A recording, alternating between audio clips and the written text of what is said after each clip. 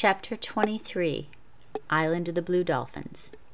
The hunters left many wounded otter behind them. Some floated in and died on the shore, and others I killed with my spear, since they were suffering and could not live. But I found a younger otter that was not badly hurt. It lay in a bed of kelp, and I would paddle by if Rontu had not barked. A strand of kelp was wound around its body, and I thought it was sleeping, for often before they go to sleep they anchor themselves in this way to keep from drifting off. Then I saw there was a deep gash across its back. The otter did not try to swim away as I drew near and reached over the side of the canoe. They have large eyes, especially when they are young, but this one's were so large from fear and pain that I could see my reflection in them. I cut the kelp and held it and took it to the tide pool behind the reef, which was shelter from the waves. The day was calm after the storm, and I caught 2 fish along the reef.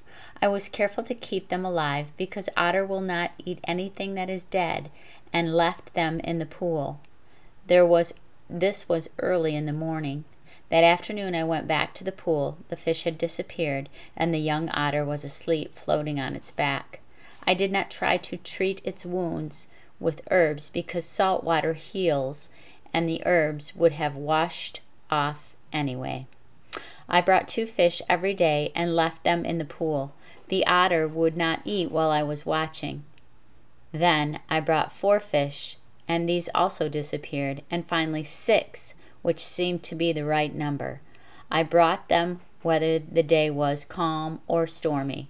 The otter grew, and its wounds began to heal, but still it stayed in the pool, and now when I came to it, it would be waiting for me and would take the fish from my hand.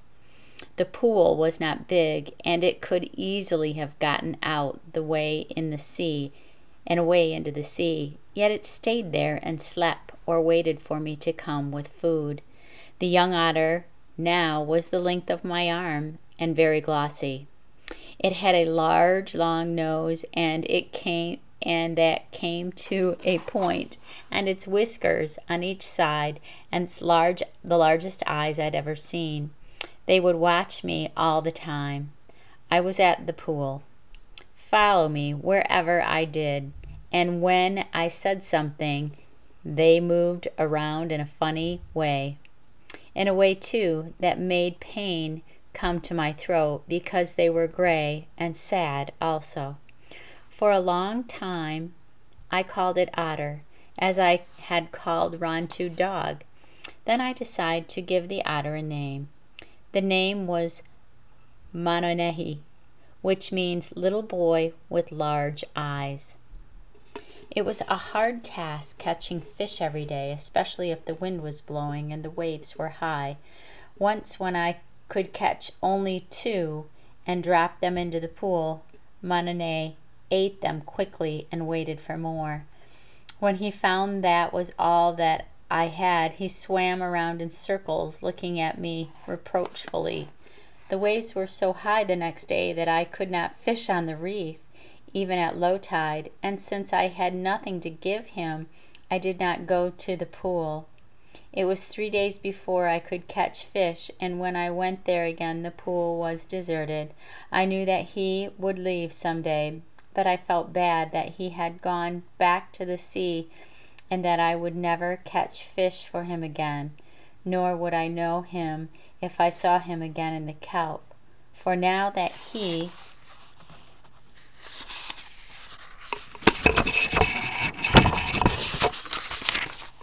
had grown and his wounds had healed, he looked like the other otters. Soon after the Aleuts had left, I moved back to the headland. Nothing had been harmed except the fence, which I mentioned, and in a few days the house was the same as before. The only thing that worried me was that all of the abalones I had gathered in the summer were gone. I would need to live from day to day on what I could catch, trying to get enough on the days when I could catch to last through the times when I could not. Through the first part of winter, before Mananehi swam away, this was sometimes hard to do. Afterwards, it was not so hard, and Rantu and I always had enough to eat. While the aleuts were on the island, I had no chance to catch little smelts and dry them, so the nights that winter were dark, and I went to bed early and worked only during the day. But still I made another string for my fishing spear, many hooks of abalone shells, and last of all earrings to match the necklace that Tutuk had given me. These took a long time, for I searched the beach many mornings when the tide was out, but I found 2 pebbles of the same color as the stones in the necklace, and soft enough to cut. The holes in the earrings took even more time, for the stones were hard to hold, but when I was done and had rubbed them bright in fine sand water and fastened them to the bone hooks to fit my ears, they were very pretty.